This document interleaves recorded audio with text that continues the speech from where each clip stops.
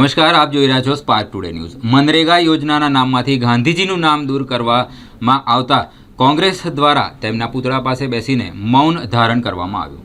કેન્દ્રમાં રહેલી ભાજપ સરકાર દ્વારા તાજેતરમાં જ મનરેગા નામ બદલી જી કરવાની દરખાસ્ત કરવામાં આવી રહી છે, જેના કારણે કોંગ્રેસ દ્વારા દેશભરમાં સખત વિરોધ દર્શાવવામાં આવી રહ્યો છે। જેના ભાગરૂપે ગુજરાત પ્રદેશ કોંગ્રેસ સમિતિ આદેશ અનુસાર છોટાઉદેપુર જિલ્લાના કોંગ્રેસ સમિતિ દ્વારા આજરોજ સરદાર બાગ પાસે આવેલા મહાત્મા ગાંધીજીની પ્રતિમા પાસે વિરોધ દર્શાવવામાં આવ્યો છે। કોંગ્રેસી આગેવાનો જિલ્લા પ્રમુખ શશિકાંત રાઠવા, જિલ્લા મહિલા મોરચાના પ્રમુખ મોનાબેન, લઘુપતિ મોરચાના પ્રમુખ અમજદ પઠાન, હાથ સે હાથ જોડોના કન્વીનર પ્રોફેસર અર્જુન રાઠવા, પાવીજેતપુર કોંગ્રેસ સમિતિના પ્રમુખ કાજલ રાઠવા તેમજ છોટાઉદેપુર જિલ્લાના કોંગ્રેસ સમિતિના હોદ્દેદારો શેખભાઈ દાલ, જગાભાઈ રાઠવા, ઈશ્વરભાઈ રાઠવા તેમજ જિલ્લા તાલુકા કોંગ્રેસના કાર્યકરો સરદાર બાગ પાસે મહાત્મા ગાંધીજીની પ્રતિમાને ફૂલહાર કર્યા બાદ હાથમાં બેનરો લઈ સૂત્રોચ્ચાર કરી વિરોધ પ્રદર્શન કર્યો હતો।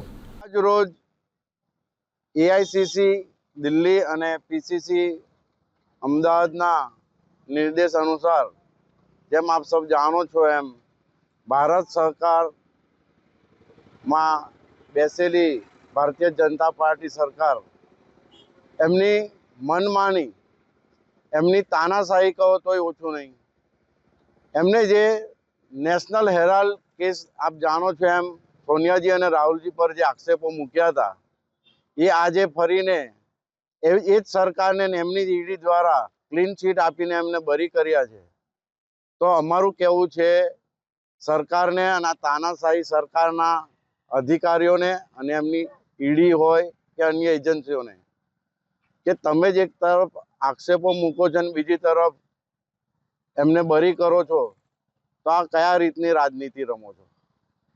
સાથે સાથે હમણાં થોડા દિવસ પહેલા આપ જોયું કે મનરેગાનું નામ બદલી મહાત્માજીનું નામ હટાવીને ગરીબોનો જે રોજગારી છે, હક છે, એને છીનવાનું આ ભારતીય જનતા પાર્ટી સરકાર જે તાનાશાહી અને જોર જબરદસ્તી કો એમની આ માનસિકતા, મંદ માનસિકતા કે ગરીબોને મળતો હક, રોજગાર છીનવાની વાત છે, તેને લઈને અમે આજે છોટાઉદેપુર કોંગ્રેસ જિલ્લા સમિતિ આનો વિરોધ કરીએ છીએ અને માંગણી કરીએ છીએ કે મનરેગા સ્કીમ જે છે, નરેગા સ્કીમ એ ચાલુ રાખે અને એ જ નામ રાખે।